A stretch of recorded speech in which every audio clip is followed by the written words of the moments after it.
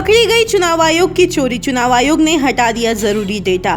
महाराष्ट्र विधानसभा चुनाव के नतीजे आए काफी दिन हो गए हैं। महाराष्ट्र में 5 दिसंबर को सीएम पद की शपथ भी होने वाली है।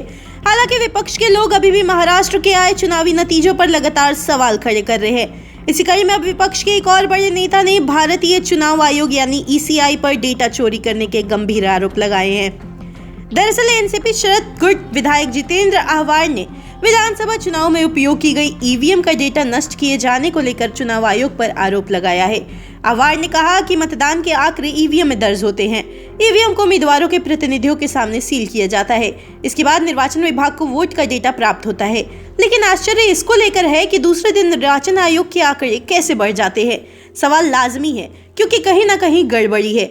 इसके साथ ही जितेंद्र आहवार ने दावा किया कि लोकसभा चुनाव हारने के बाद महाराष्ट्र में वोट बढ़ गए। उनके अनुसार महाराष्ट्र में 4-5 महीने में 46 लाख वोट बढ़े हैं। बता दें उन्होंने आगे यह भी कहा कि पुनर्मतगणना के दौरान दूसरी ईवीएम को दिखाया जाएगा जिससे यह पता चल सके कि ईवीएम में कोई गड़बड़ी नहीं थी।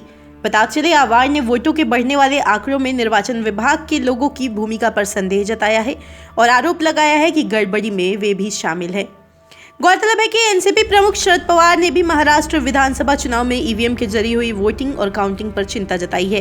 हालांकि उन्होंने स्वीकार किया है कि उनके पास अपने दावों का समर्थन करने के लिए कोई ठोस सबूत नहीं है।